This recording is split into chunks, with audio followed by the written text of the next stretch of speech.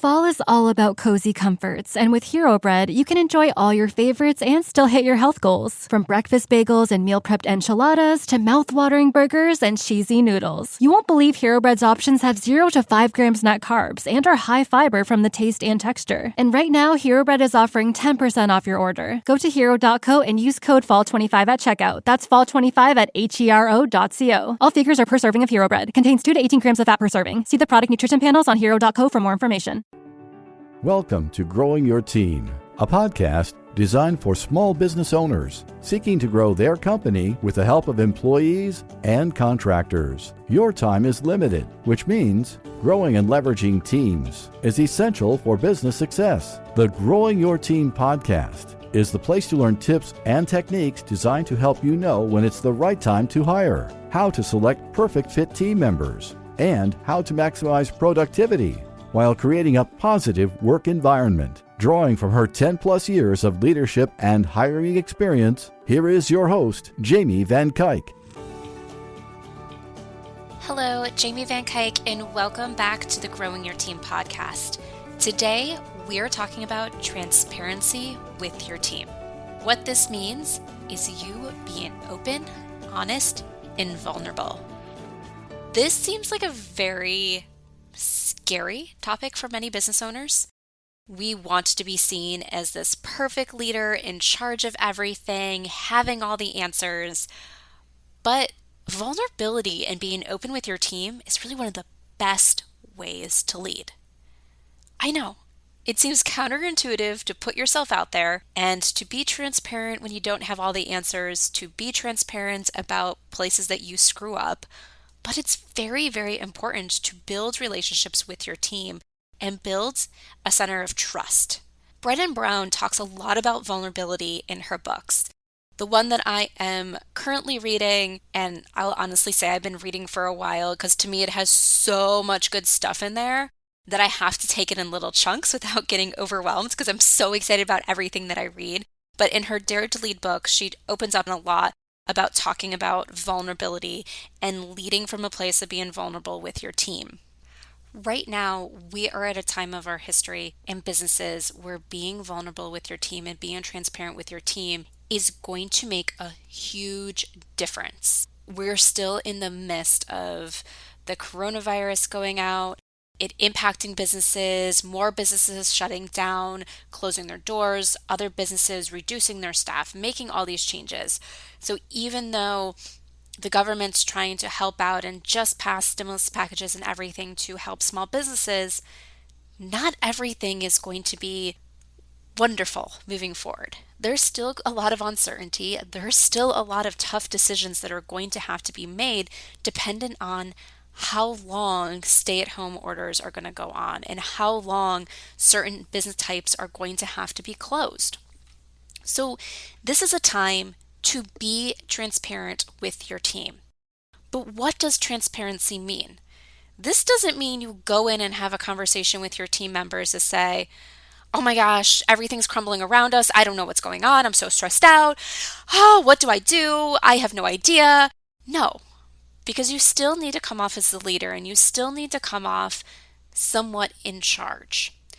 But being transparent and vulnerable with your team can mean going in and having a conversation where you are like, listen, we're in a tough spot right now. Every day there's new things coming out that are impacting our business. And we're going to take this day by day. One day at a time is the best we can do. And I'm going to promise you guys that I am going to be as transparent as possible. I am going to give you the information that I have. I am going to give you as much leeway as I can when things have to change. But I am adjusting day by day, and I need you guys to be able to adjust day by day as well.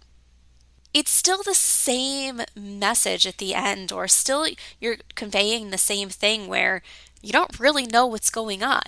But in one way, you're acting like the sky is falling all around you. In the other way, you're more calm and collective. And you're being open with your team that you're going to have to continue making decisions, that there might be things that are impacting them, but you're going to keep them in the loop. So when you act all crazy and like everything's stressing you out and you have no idea where to turn next, your team is actually going to believe that you have nowhere to turn next. That everything might seem fine today and tomorrow you're going to come in and be like, everything's closing. I don't know what to do. And then maybe the next day you're like, okay, well, I guess, sorry, that was a mistake. I need you to come back in. And they're going to feel like they're on this yo-yo of emotions with you.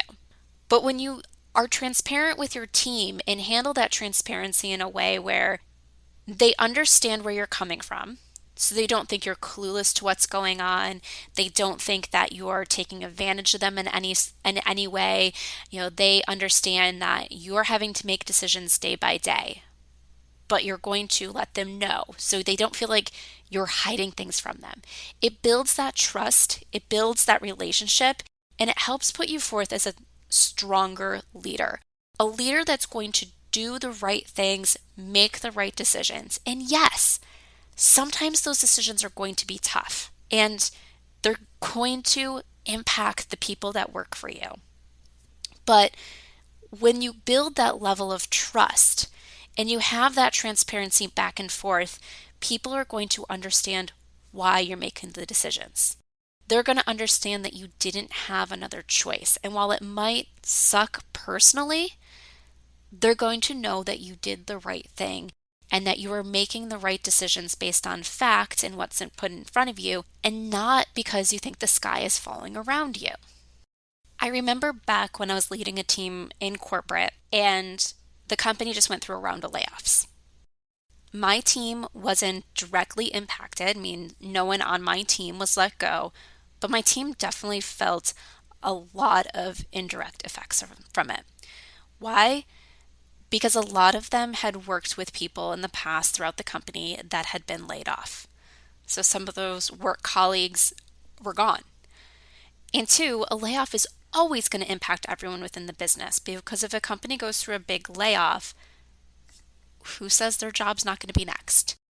And so with this, I had to go through a lot of conversations with my team and be very transparent with what I could be transparent about. The conversations were very much of, I can't guarantee what's going to happen in the future. I can't promise that there's not going to be another round of layoffs. But what I can tell you is your job is safe today. What I can tell you is this is the reason why the layoff happened. This is why they decided to take that path. And here's what we can do to help ensure that our team stays intact for the future. With this, we were able to have conversations that were from a more positive tone versus negative. The team was able to get over that change curve and get back to the norm faster because we were able to have those more transparent and vulnerable conversations.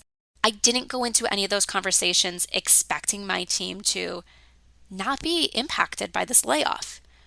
I could have gone in and said, well, all you guys still got your job, get back to work because we have a business to run. But I had to have that transparency with my team that this shook everybody up.